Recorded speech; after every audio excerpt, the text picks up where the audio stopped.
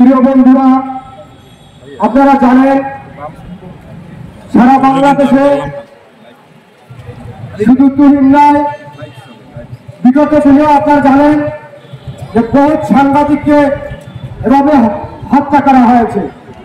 আমরা যখন ফেসবুক খুললেই দেখি আমরা সাংবাদিককে হত্যা, সাংবাদিককে ঘুম, সাংবাদিকের নির্যাতন, সাংবাদিকের উপর মামলা, এভাবে অনবরত চলতেই আছে।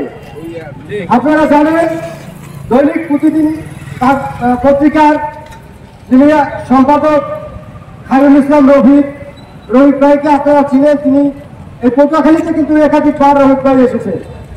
আজকে সকালে আমি রফিক ভাইয়ের সাথে কথা বলেছি। তিনি অসুস্থ, তিনি বলছেন যে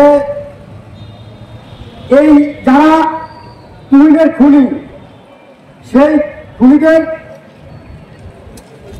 ভিন্ন খাতে এটা প্রবাহিত করার জন্য একটি চক্র কিন্তু তারা পায়তারা চালাচ্ছে। ইতিমধ্যে আপনারা দেখেছেন যে প্রশাসন ওই যে ঘটনাস্থল যেখানে তুহিনকে কুপিয়ে হত্যা করেছে তার 100 গজের মধ্যেই কিন্তু পুলিশ ছিল এবং ট্রাফিক ছিল। তারা কিন্তু দাঁড়ায় দাঁড়ায় দেখছে, তারা এগিয়ে আসে নাই, ব্যর্থ প্রশাসন। তাই এই যে বর্তমান উপদেষ্টা রয়েছেন, যে স্বরাষ্ট্র উপদেষ্টা, তার প্রতি আমরা নিন্দা জানাই যে একের পর এক ঘটনা ঘটছে। আর তিনি লবণ দেখছেন, লবণ, তরকারির লবণ দেখছেন। আর এদিকে সাধারণ মানুষ, সাংবাদিক গুম হচ্ছে, হত্যা হচ্ছে। আরেকটি বিষয়, খায়রুল ভাইয়ের সাথে আমি কথা বলেছি। খায়রুল ভাই বলছেন ওই উপজেলার প্রেস ক্লাবের যিনি সভাপতি তিনি হলেন ইউনো, অথচ ওই ইউনো, ওই প্রশাসন, ওই তুহিনের জানাজা পর্যন্ত তারা যায়নি বা তাদের পরিবারের জন্য খোঁজ খবর নেয়নি। এখন বিষয়টা হলো প্রশাসন বিভিন্নভাবে এক এক লাইন থেকে এক একজন চলে এসেছে।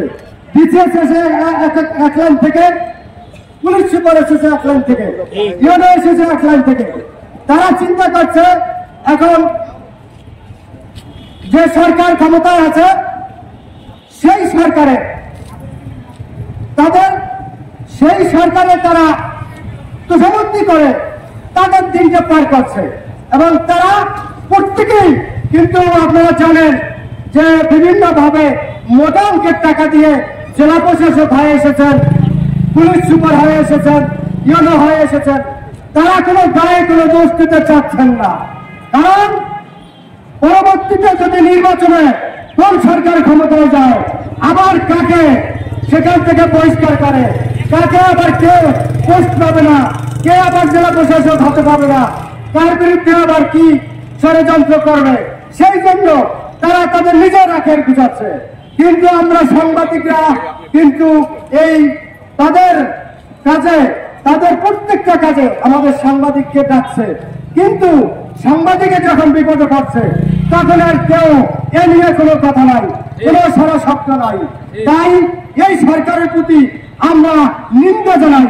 তাদের কোনো এই দেশ চালানোর মতো তাদের কোনো ক্ষমতা নাই। তাদের নিন্দা জানাই, প্রতিবাদ জানাই।